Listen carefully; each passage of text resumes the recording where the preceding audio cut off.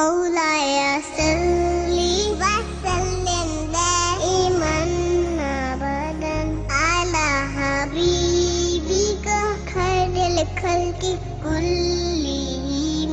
अस्सलामु अलैकुम वरहमतुल्लाहि वबरकातुहू। नाज़रीन, इस्तकबाल है, स्वागत है आपका viral news live studio Jalgaon, Maharashtra, India में। मैं आपका मेज़बान मुफ्ती मोहम्मद हारून नदवी।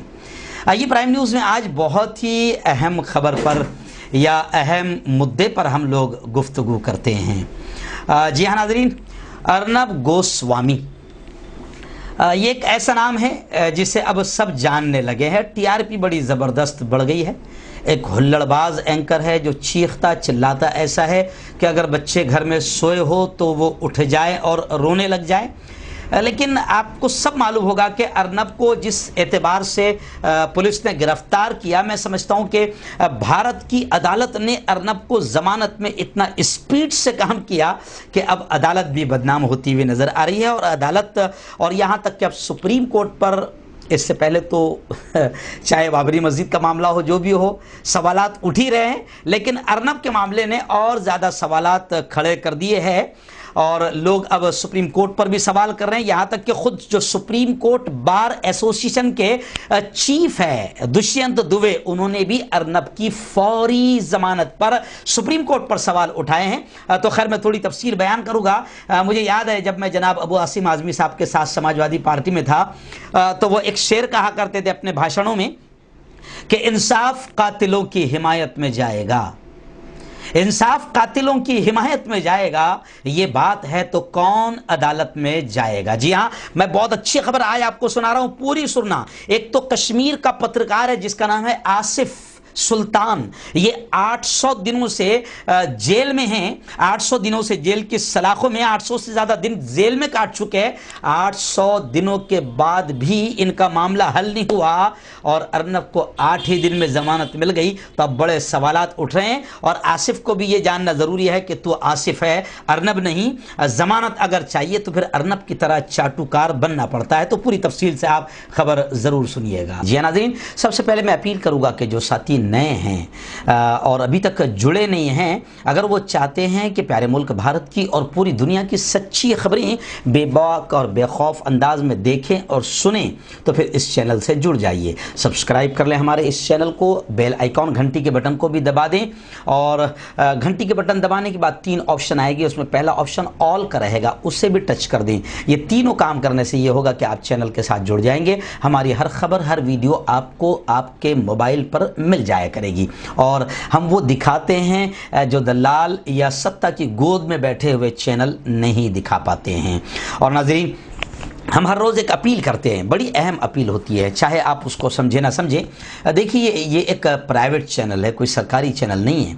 अगर आप चाहते हैं कि जुल्म के ख़िलाफ़, जालिमों के ख़िलाफ़ बोलने वाले ऐसे चैनल जो हुकूमत की निगाहों में निगाहें डालकर बात कर रहे हैं, आप अगर चाहते हैं कि ऐसे चैनल मजबूत हो, ताकतवर हो, बढ़े, तरक्की करे, तो प्लीज़ चैनल चलाने के लिए बड़ा रुपया पैसा खर्च होता है। आप चैनल की फाइनेंशियल हेल्प, माली मदद ज़रूर करें। स्क्रीन पर आप नज़र डालें, हमारे चैनल का बैंक अकाउंट नंबर भी दिया जाता है और अगर आप ऑनलाइन भेजना चाहते हैं तो गूगल पे, फ़ोन पे और पेटीएम तीनों का नंबर एक ही है, 9923223361। अल्लाह ने जो भी आपको ताकत दी है, अपनी ताकत के एतबार से आप चैनल की माली मदद ज़रूर करें। नाज़रीन, इस वक्त मैं एक अहम अपील कर रहा हूँ। जी हाँ, पहले तो मैं ये आपको बात बता दूँ कि अल्हम्दुलिल्लाह उलमा और मुफ्तियान भी अब बाकायदा यूट्यूब पर आकर उम्मत की रहबरी कर रहे हैं, क्योंकि उम्मत का 98% तबका और जवानों की बहुत बड़ी तादाद इस वक्त मोबाइल के ज़रिए से ऑनलाइन जुड़ी हुई है। तो ऐसे ही हमारे महाराष्ट्र के बीड़ के नूरानी मस्जिद के ख़तीब व इमाम है सैयद नगर बीड़ की मस्जिद के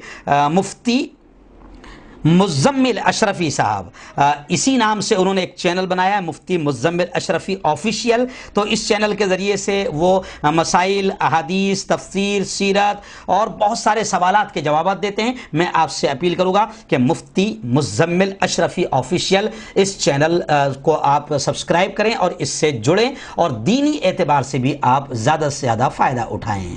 नाज़रीन, प्राइम न्यूज़ में आज हमने अर्नब को और अर्नब की ज़मानत को लेकर आज ख़बर बनाने की कोशिश की है। जी हाँ, आप और हम सब जानते हैं कि अर्नब वो है जिसने फेक न्यूज़ भी चलाया, अर्नब वो है जिसने महाराष्ट्र में माहौल ख़राब करने की कोशिश किया, बल्कि पूरे भारत में माहौल ख़राब करने की कोशिश किया। अर्नब वो है जिसने मुंबई के बांद्रा वगैरह को लेकर मस्जिद से मामले को जोड़कर पूरे माहौल को कोरोना के दौर में, कोरोना की महामारी में ख़राब करने का पूरा के पूरा षड्यंत्र किया।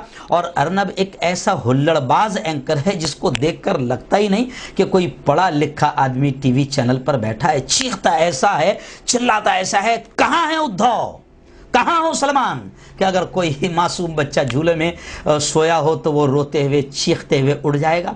लेकिन अजीब बात है कि अर्नब का मामला अभी अभी आपके सामने आया था, उससे गिरफ्तार किया गया। एक मामले को लेकर, खुदकुशी आत्महत्या के केस को लेकर उसको गिरफ्तार किया गया, लेकिन गिरफ्तार करने पर इतना हंगामा नहीं हो रहा है जितना उसको 8 ही दिन में जमानत मिल जाने पर, वो भी सुप्रीम कोर्ट से जमानत मिल जाने पर 8 ही दिन में इसको लेकर अब सवालात तो खड़े हो रहे हैं और खड़े होने ही चाहिए और खड़े होंगे।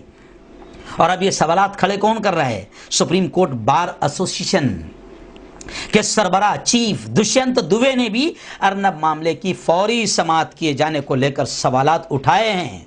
और अर्नब इतना खास आदमी है जनाब कि छुट्टी के दौरान फौरी समाअत हुई है। जाहिर बात है इस पर तो ऑब्जेक्शन होगा। अब सुप्रीम कोर्ट बार एसोसिएशन के सरबराह ने अदालत के सेक्रेटरी, सुप्रीम कोर्ट के सेक्रेटरी जनरल को चिट्ठी लिखकर सिलेक्टिव लिस्टिंग यानी अदालत के सामने समाअत के लिए दीगर मामलों में इसे तरजीह देने का इल्जाम लगाया है। अब कुछ लोग जम्मू कश्मीर के एक सहाफ़ी का हवाला देते हुए अर्नब गोस्वामी की जमानत पर सवाल उठा रहे हैं। कहा जा रहा है कि जनाब अर्नब गोस्वामी को जमानत देने के मामले में सेशन कोर्ट के फैसले का भी इंतजार नहीं किया गया। सेशन कोर्ट में मामला दाखिल हुआ, सेशन कोर्ट का फैसला क्या आएगा इसका भी इंतजार नहीं किया गया। अर्नब गोस्वामी इतने स्पेशल कि उन्हें 8 दिन में जमानत मिल गई। लेकिन जम्मू कश्मीर का एक पत्रकार, एक सहाफ़ी जो 15 महीने बाद पहली उसकी समाअत हुई, यानी अदालत के पास में यकीनन इतने केसेस है कि 1.5 2 साल समाअत शुरू होने को लग जाते हैं। तो अब कश्मीर का एक सहाफ़ी आसिफ सुल्तान, उसकी पहली समाअत 15 महीने के बाद हुई है और अर्नब 8 दिन में जमानत। तो अब आप इससे अंदाजा लगा सकते हैं। तो लोग ये भी लिख रहे हैं कि अंग्रेजी अखबार द टेलीग्राफ की खबर के मुताबिक ये मामला आसिफ सुल्तान से जुड़ा है, जो कश्मीर के एक मैगजीन का रिपोर्टर है। फिलहाल वो वादी की सबसे बड़ी जेल में है, जो कि उनके घर से करीब 4 किलोमीटर दूरी पर है। सहाफ़ी आसिफ सुल्तान, पत्रकार आसिफ सुल्तान अपनी फैमिली के साथ श्रीनगर में रहते थे, लेकिन उन्हें UAPA कानून के तहत गिरफ्तार किया गया, जेल में डाल दिया गया। फिलहाल वो 2 साल से ज्यादा वक्त से जेल में बंद हैं। तो अब लोग ये कह रहे हैं कि आसिफ सुल्तान तेरी गलती यह है कि तू आसिफ है, अर्नब नहीं।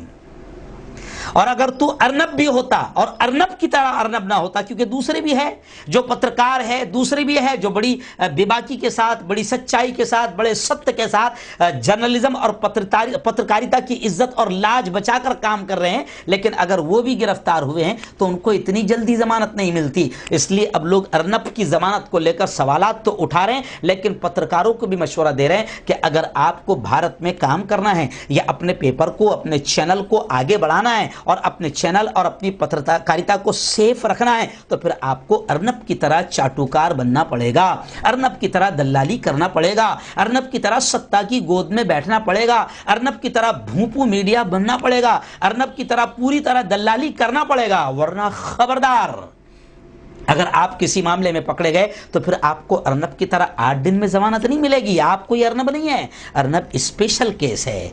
अब जाहिर बात है, मैंने इससे पहले भी दिखाया था कि अर्नब की गिरफ्तारी पर कोई पत्रकार नहीं चिल्लाया, कोई मीडिया नहीं चिल्लाई। अर्नब की गिरफ्तारी पर भाजपा वाले रोड पर आ गए, बड़ा दर्द हुआ, बड़ा दुख हुआ। यहां तक कि गवर्नर कोश्यारी साहब को भी दर्द हुआ, उन्होंने भी बयान दिया अर्नब की गिरफ्तारी को लेकर। तो अब जो लोग अर्नब के बारे में, जिनको शक था कि ये बीजेपी सत्ता का दलाल है, भाजपा के अर्नब के लिए मैदान में आने से और ज्यादा पिक्चर क्लियर हो गई कि अर्नब आखिर किसका पालतू है। لیکن خیر مجھے اس سے کوئی لینا دینا نہیں. مسئلہ تو یہ ہے کہ ایک طرف ارنب ہے تو 8 دن میں ضمانت ہو جاتی ہے اور ایک طرف آصف ہے تو 800 دن سے زیادہ جیل کاٹ چکا ہے، مگر پہلی سنوائی ہی آصف کی 1.5 سال کے بعد میں ہوتی ہے کیونکہ وہ آصف ہے، ارنب نہیں. ایسے سوالات لوگ اٹھا رہے ہیں اور ایسی چرچا سوشل میڈیا پر ہو رہی ہے. اس سے نقصان کیا ہو رہا ہے؟ اس سے نقصان یہ ہو رہا ہے کہ جیسے بابری مسجد کے کیس میں جو کورٹ کا جو احترام لوگوں کے دلوں سے کم ہوا ہے وہ ایک معاملہ ہے. پھر بعد میں مجرمین خود کہہ رہے ہیں گرو سے کہ ہم نے مسجد توڑا ہے، ہمیں اس بات پر گرو ہے، اس کے باوجود بھی کورٹ کہہ رہی کہ نہیں بیٹا تم تھے ہی نہیں وہاں پر. تو ظاہر بات ہے کہ جب ایسا فیصلہ آئے گا تو کورٹ کی جو عزت ہے، احترام ہے، جنتا کے دلوں سے کم ہوگی، اور پھر ارنب جیسے کا فیصلہ آئے گا تو اور زیادہ لوگوں کا احترام کم ہو جائے گا. اس لیے ہم ملک کی عدالتوں سے بھی یہ کہتے ہیں کہ پلیز پلیز پلیز آج بھی ہم سب کا بھروسہ آپ لوگوں پر قائم ہے، عدالتوں پر قائم ہے. میں جمعیت علماء کا سیوک ہوں، خادم ہوں. ہم لوگوں سے یہ کہتے ہیں کہ عدالتوں میں جاؤ اور جمہوری اور قانونی لڑائی لڑو، دنگے اور فساد مت کرو. تو لوگ ہمیں بھی تانا دیتے ہیں کہ کون سی عدالت میں جائیں گے، اور پھر وہ ابو عاصم اعظمی کا شعر سناتے ہیں کہ انصاف قاتلوں کی حمایت میں جائے گا. یہ بات ہے تو کون عدالت میں جائے گا؟ تو ماننی سپریم کورٹ یا نیالے سے بھی ہم اپیل کرتے ہیں کہ بڑی باریکیوں سے ان باتوں کا جائزہ لیا جائے، کیونکہ عدالتوں پر اگر انصاف پر سے اگر بھروسہ اڑ گیا تو پھر ملک کا ستیہ ناش ہو جائے گا اور ملک تباہی کی طرف بڑھ جائے گا اور خون خرابہ سڑکوں پر عام ہو جائے گا، اور کوئی مقتول اور مظلوم بھی عدالت نہیں جائے گا. اس کا یہ ماننا ہوگا کہ میں اپنا بدل لے کر اپنے دل کو اطمینان اور تسلی اور ٹھنڈک پہنچاؤں تو ملک کا ستیہ ناش ہو جائے گا. ہم حکومت سے بھی کہتے ہیں کہ عدالتوں کا احترام ختم نہ کرے، کسی بھی طرح کا پریشر ایسا نہ بنائیں جس سے عدالتوں کا انصاف ختم ہو اور عدالتوں کا احترام اور عزتیں بھارت کی جنتا کے دلوں سے ختم ہوں.